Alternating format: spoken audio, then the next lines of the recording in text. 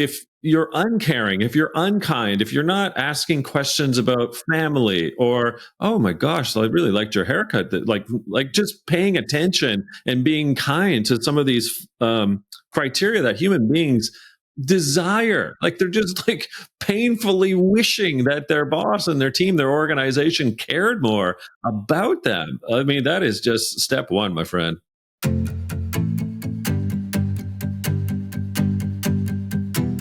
Welcome to the Seismic Shift podcast. I am delighted. That's the key word today. I am delighted to have our guest today, my friend, Dan Pontefract. And let me tell you a little bit about Dan.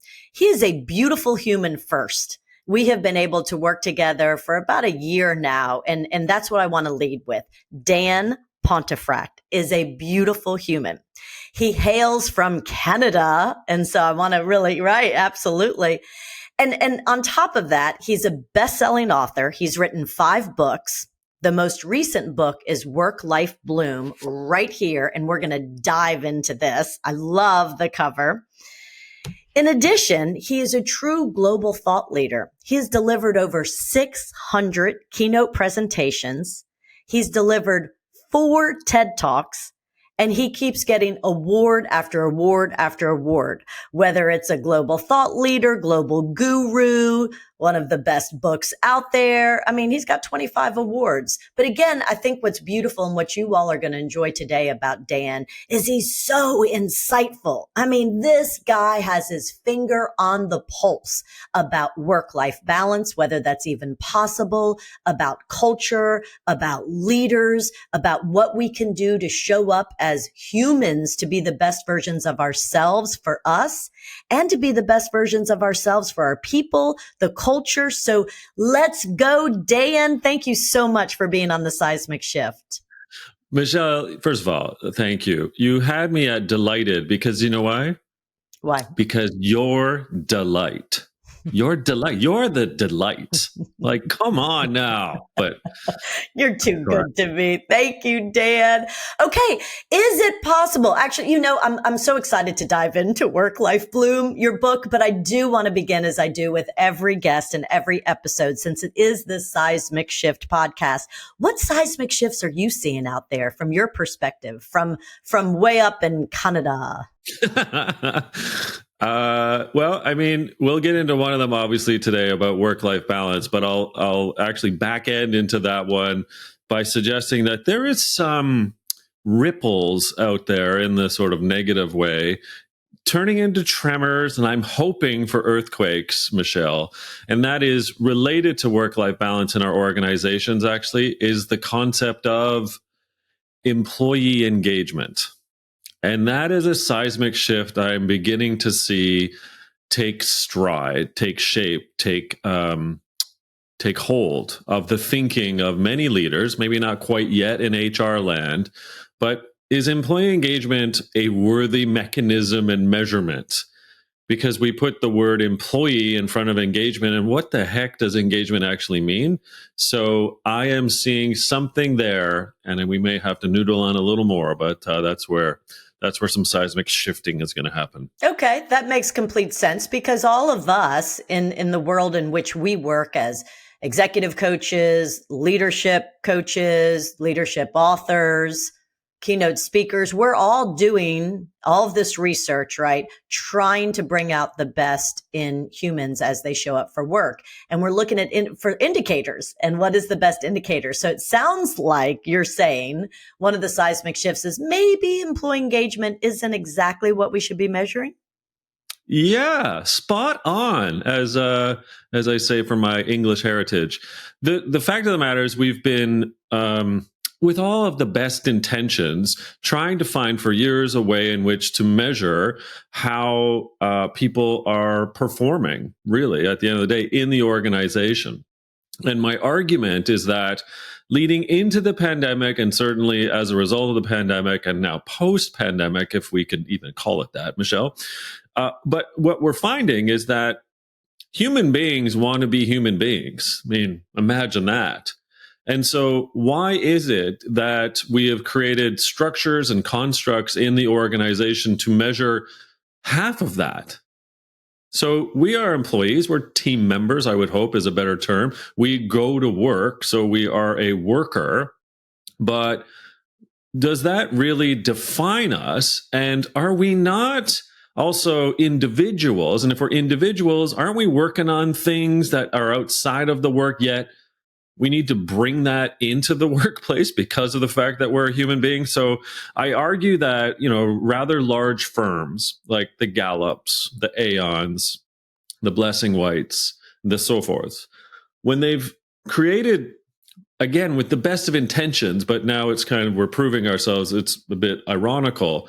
When we're just asking questions and measuring engagement at work, we're not asking, well, what else might be happening in sort of the quote, human being of the human being? Then I think we're barking up the wrong tree, so to say. I absolutely agree. And I can't wait to dive in and learn more from you. So as I held up the book, this is just fabulous. And boy, is it timely. I can't tell you how many conversations I'm having with leaders that I coach and organizations I work with. And they're questioning everything. They're like, wait, is this it? Like, I don't know if I'm doing what I should be doing. I'm not happy. Have I lost my identity, my sense of purpose? My work-life balance is completely out of balance. I can't figure it out. I have no time for myself. As a matter of fact, Michelle, I'm miserable. I mean, I can't tell you how many conversations at the end of 2023 I'm having that are like this. So can you talk to us about, is work-life balance even possible? Well, I guess first I'll say it's tough as those conversations that you're having, that I'm having, that many of our mutual friends in this space are having. I'm actually oddly happy about it.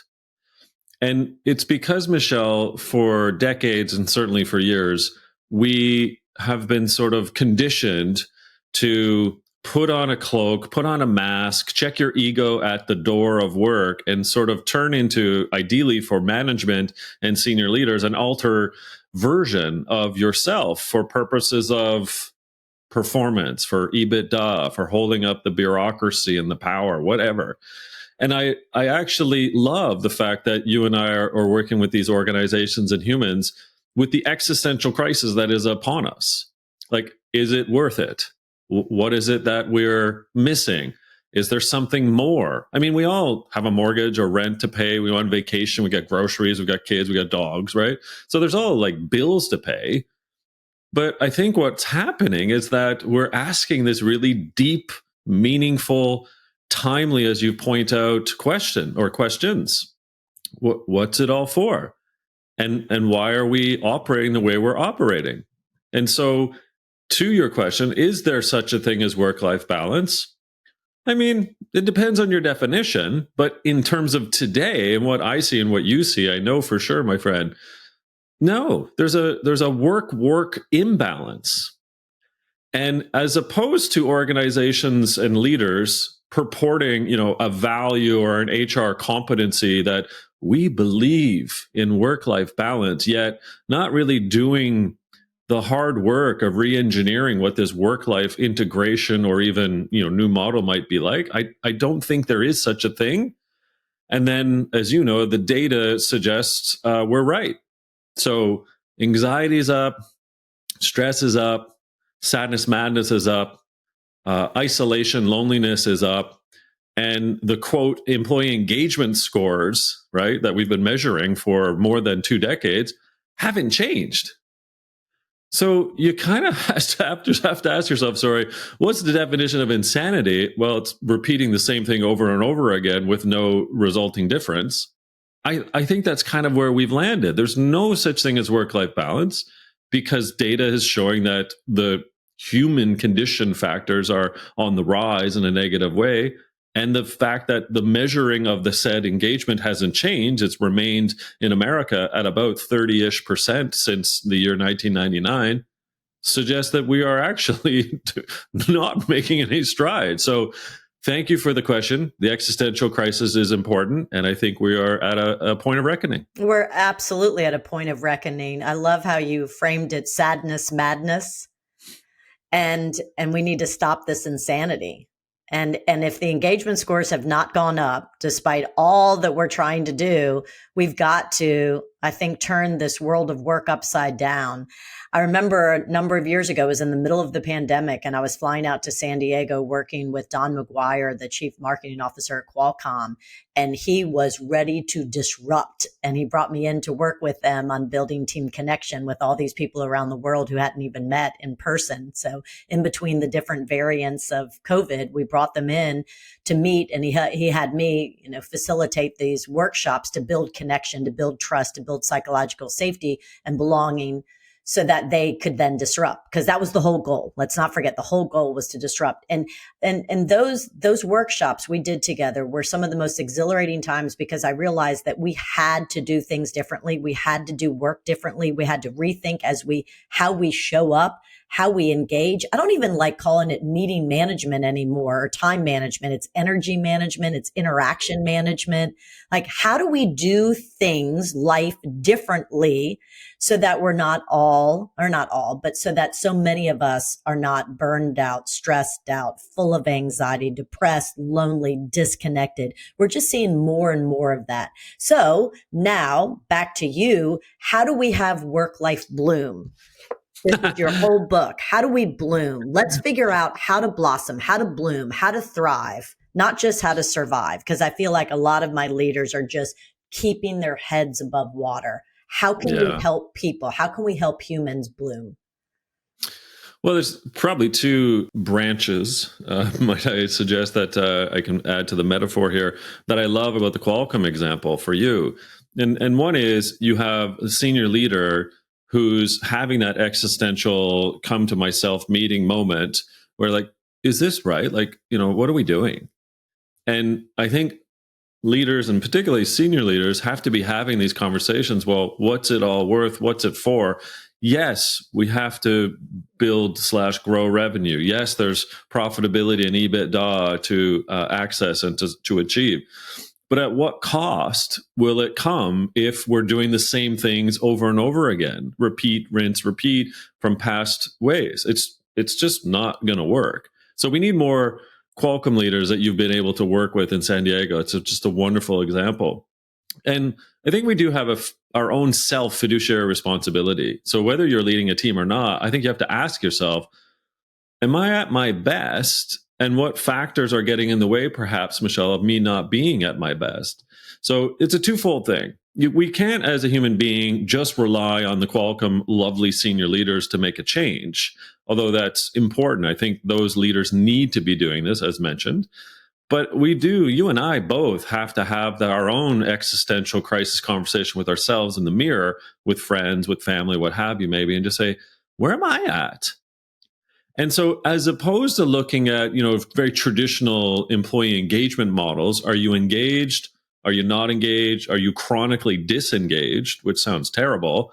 My point is actually looking at it within that kind of work-life model. And if you were to imagine, work on a X or a Y axis, and sort of life on the X axis at the bottom, there's certain factors that go into your work and certain factors that go into your life, you as a human being. And rather than being negative, the gardening, blooming metaphor is basically saying, okay, well, if the certain work and life factors are going pretty positive, arguably you're blooming. So maybe that's akin to engaging, but just hear me out. But what if, let's say, work is going not so well, but you feel pretty good with who you are as a human being? So it's like, you're going to work, but I feel good as who I am. I argue that you're stunted, that then your organization, your leader need to be asking questions about, well, what's getting in the way here at work? The reverse is true as well. Work sometimes can be just going so well, like you feel trusted, the strategy you understand, this place you work has a sense of purpose, but you're just not quite maybe fitting in, or there's some things that you want to work on as a human being. So maybe it's your relationships, maybe it's your skills, maybe it's your well-being.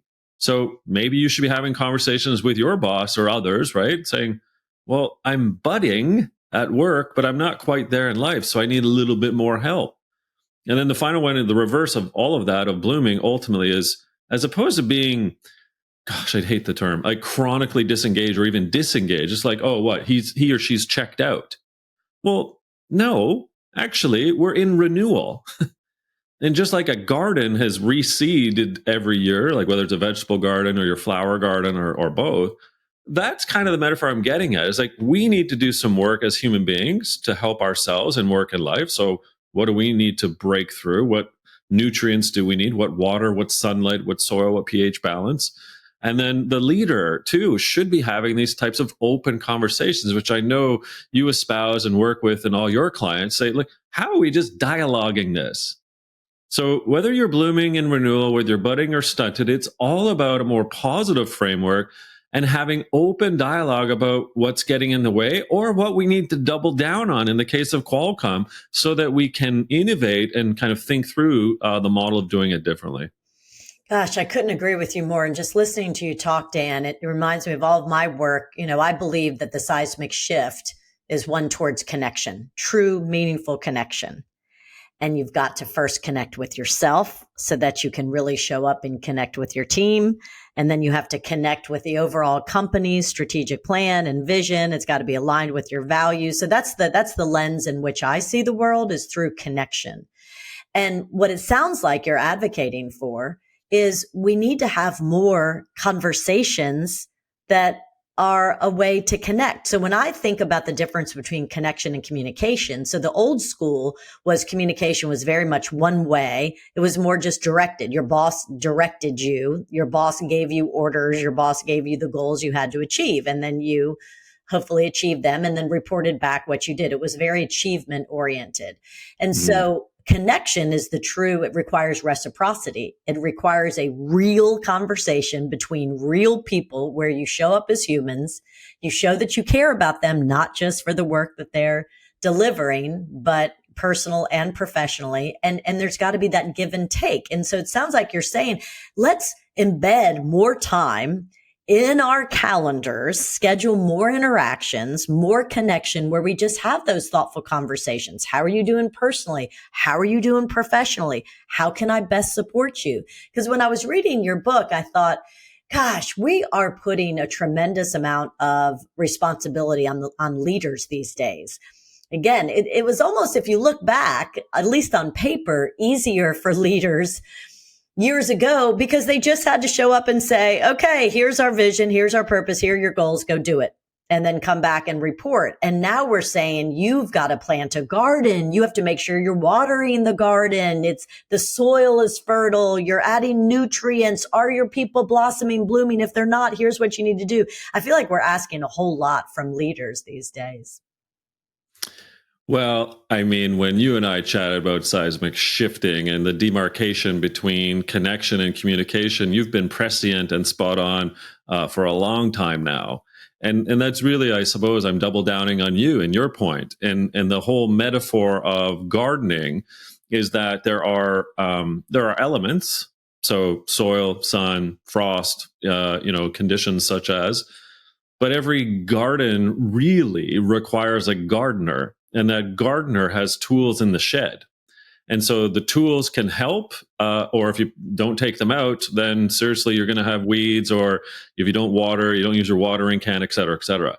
So if you extend the metaphor and you say, well, what's the leader doing to connect to their own garden? Because we all have our own to tend to, but the leader has a whole patch of gardeners and others that are tending to their garden. And so I hope that the gardener, that is the leader, is a bit wiser, professionally sort of having some of the experiences that they can then implore to suggest and sort of say, hey, have you thought of this? Have you thought of that? And they're lending out some of their tools from their own garden shed, so to say, maybe saying, hey, I've seen this before. Here's why you can get your pH balance down. Here are some things to think about. And that's the point of connection, not communication. Communication is just telling people, go do this. Connection is building the rapport and having that time on the calendar, as you mentioned, as opposed to just the doing and executing of the profit, of the goals, of the targets. Well, when you tend to the garden of others by helping, by connecting, don't you think that when their garden blooms faster, better, more efficiently and productively, that you, as the quote master gardener, might win more, better, faster, quicker, efficiently, more productively? So the argument extends to your point. Yes, let's spend and invest more of our time in the tending to the garden, the connection of others, rather than the communicate, tell them what to do, and ourselves be so busy as leaders that we don't have time to do any of that tending. Correct. And when I was looking at your 6 factors for work and 6 factors for life, I realized that when I was trying to deconstruct connection, what does it look like, feel like, sound like? What are the dimensions? What does it mean if somebody feels connected? I've come up with 5 dimensions. Do your people feel seen, heard, valued, respected, appreciated? So when we're asking these leaders to have these honest conversations, you would hope that walking away from those conversations, the people feel seen, heard, valued, respected, appreciated. And there's so much alignment with what you're saying. Those factors are right about factors you need at work and then factors you need at life. And so let's talk a little bit about that. Can you bring us through that framework so that we can learn more from you? I think any book is really built on the back of giants like yourself. And so we are saying the same thing. And I've just basically kind of looked at it in a slightly different but very similar way. It's just tangential. And so you're right. The factors in work, do I feel trusted? So am I trusting and trustworthy, but do I trust others? Do I feel like I belong? So whether it's my identity, my age, whether I'm BIPOC or not, or whether what country I come from, whatever the case may be, do I belong? Do I feel like I belong? Am I given a platform to belong? And to your point, am I valued? So am I heard? Am I appreciated? Am I recognized? Do I understand the sense of purpose of why we're here? And do I connect with it? Does my boss, my team, my organization feel that they're more than just EBITDA and profit and power, if you will? Do I understand where we're going? The strategy? Am I asked for input on where we're going? Is it a once a year thing? And I'm sent this PDF document that says, here's the 1 year strategy and good luck. We'll see you next year. Like, does that mean anything to me as a human being? And then the 6 of the 6 work factors are the norms. So how we operate, does it feel like friction or nails on a chalkboard? I'm eating a piece of glass. It's like terrible, right? Or is it kind of seamless and that we can collaborate, that we have flexible work styles? So the norms are really important. So those 6 are exactly to your point of what you've brought up in your work. So we're just saying it kind of differently, but saying, hey, leaders, the research says this is what people want. So maybe we can get on this. What do you think? The train to the seismic garden? How about that? Oh, that's a good one. I like that a lot. You know what, it occurred to me as I'm listening to myself talk about connection, I'm listening to you talk about the factors of being able to bloom at work. I've been trying to figure out, a lot of leaders talk about trust. We need trust. You got to trust. You got to trust. But I don't believe that we as humans can automatically trust unless there's an element of kindness. And what's interesting to me is, I just said, listening to what I have deconstructed connection to be and what you've deconstructed an environment that allows people to bloom. We're not talking, though, directly, explicitly about kindness. So here's the subtle plug, I guess. Work-Life Bloom is the twin sister to its predecessor called Lead, Care, Win. Right. So that was your other book. That was your other book. Yeah. Which means I have to now explain a little bit of that. Just bear with me. So Lead, Care, Win is a play on words. If you want to win as a leader, you need to care about your leadership. And so the whole point of that book is, what are your individual leadership criteria for you to be a caring person of others? So the whole point of that book is like looking inward and saying, well, who am I? How am I injecting kindness and empathy and care into every single one of my team members' relationships that I have in different ways? So how do I share? How do I help them see that they matter? And so on. which then gave birth to the work-life blue model, which is the team construct. So what is it that I as a leader need to be thinking about for the team, and what helps each individual come to work and life with these factors that will help them, as you say, flourish, thrive, and be delightful to be a part of. So I do believe So you're care right. is okay. So care is the foundation. Showing care, showing that you care about your people is the foundation. It really starts there. That's like bedrock zero, ground zero. It's like the first stage as you're climbing Everest and Kilimanjaro when you talk about base camps. You know, if you're uncaring, if you're unkind, if you're not asking questions about family, or oh my gosh, I really liked your haircut, that like just paying attention and being kind to some of these criteria that human beings desire, like they're just like painfully wishing that their boss and their team, their organization cared more about them. I mean, that is just step one, my friend. Gosh, that is so true. And I think that, when you referenced earlier, when I said, gosh, Dan, I can't tell you how many leaders, that I'm hearing from are just at the end of the year, just they're burned out and they're just not as happy, and their work-life balance is completely off. And yet it does go back to years and years and years in business. I feel like we demanded that people weren't human in a way. Our expectations were just to not be human, but just to show up and achieve, and deliver these outputs that we need you to deliver, and then act like a human at home. You know, the history of this really stems from something that people colloquially will call Taylorism, as you know, but Taylorism stems from a man named Frederick Winslow Taylor, who back in sort of the early 1900s at Bethlehem Steel was introducing something called the scientific principles of management, which basically a fancy way of saying this individual, as they made steel, would sort of use a stopwatch and other threatening go do this ways on the assembly line to sort of improve productivity and efficiency. That same sort of stopwatch, yelling at people, thou shalt do this and don't ask questions model, just really scientific principles continued throughout. And then when we got into World War II and the learnings from the military kind of operational model of command and control, then packed on top of the scientific principles of management, which then led to the 1970s with, everyone's friend, Uncle Milt Friedman, who said that shareholder return is the way in which we should operate these businesses.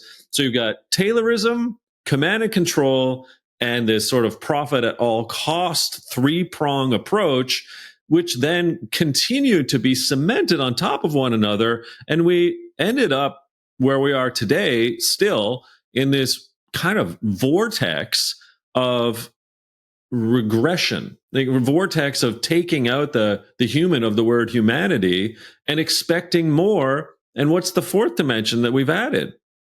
The devices that we have, our tablets and our phones. So now you have all of that pressure, and people are bringing their work with them wherever they go, and they're getting texts and DMs and phone calls and so forth whenever is possible, because now the stakes are so high that everything needs to be done in a nanosecond, and on Sunday at 4 and Wednesday night at midnight. It's and a global operation at that for many cases. It is unrelenting the past 120 years of these workforce dynamics. Unrelenting. You are absolutely right. When we were in London together for Thinkers 50, my biggest takeaways from being around the top thinkers in the world, I had a couple of takeaways. Number one, this technology, as you're mentioning, Dan, is not stopping. It is a train that is going to keep accelerating. So we have to figure out how to differentiate ourselves as humans and what it means to show up as human. And one of the speakers said, we have to be likable. We have to be somebody that people want to work with. So there's those soft skills again. Those interpersonal dynamics are so important. And then the other thing I took away from the Dory Clarks and the Kirstens is, gosh, we have to make environments welcoming. When she did the crescent versus the bagel exercise we have to, the onus is on us. And so kind of going back to the beginning of our conversation, what it means to be human, how to show up as human, bringing kind of radical humanity back into business, because thank you for sharing, Dan, the history of how in the world we got here in this unrelenting mechanical model of work that now most people are miserable and are questioning their purpose and what they want to do with their lives, right? This is all just so fascinating. So I guess we wrap it up by saying it is time for radical change. It's time for radical humanity. I call it now conscious connection. We really have to show up and consciously connect and intentionally connect and embed it into our rhythm. I want people to rethink their rhythms. Again, not from that old mechanistic model of time management, which really is chronological and following like check, check, check, check, check, check, check at the end of the day. Okay, I did everything I need to do. And I really want people to look at it from a life bloom model of interactions. Who are the people that I need to interact with today? How can I get the most from those interactions? Let me create an environment where they want to show up, they want to participate, where I want to show up. I just think you and I are calling for a rethinking of this new world of work to do it differently so that we can be happier. That was a mic drop moment, Michelle. That was amazing. I'll tie a bow on top of it with this. If you think about the technology and the point you were making about some lovely conversations there at Thinkers 50 in London, let's not let AI stand for artificial intelligence. Let's let it stand for, as a leader, how you are altruistic and inclusive. That's what we need to be thinking about. Now that was a mic drop. Altruistic and inclusive. So it's not artificial intelligence. Well, it is.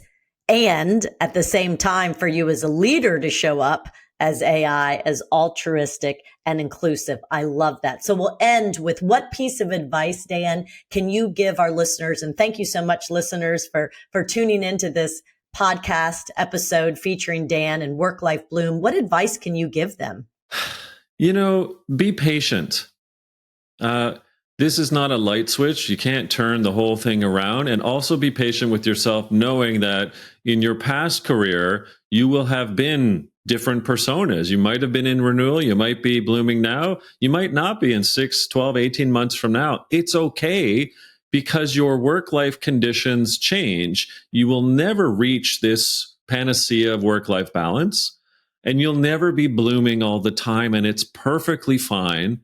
Be patient with yourself, and as the ups and downs come, just like every year has seasons of ups and downs and different inclement weather events, it's okay. Surround yourself with people that you can talk to and talk with about your persona and how to dig yourself out of some of these situations. Oh, I love that. I just love your thinking, Dan. And I can't thank you enough for being a guest on the Seismic Shift. And thank you all to our listeners. Tune in every other week. We have a new episode of the Seismic Shift so that we're all trying to meaningfully connect to be the best versions of ourselves and to rethink work-life balance. Take care, y'all.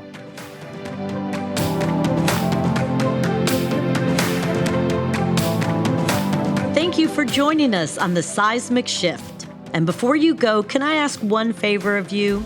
Do you mind sharing today's episode with a leader you know? The power of this conversation is found in your using it and sharing it to create real connection in your life. Lastly, I'd like to thank Loyola University New Orleans and the Terra Firma audio team for helping bring this content to life.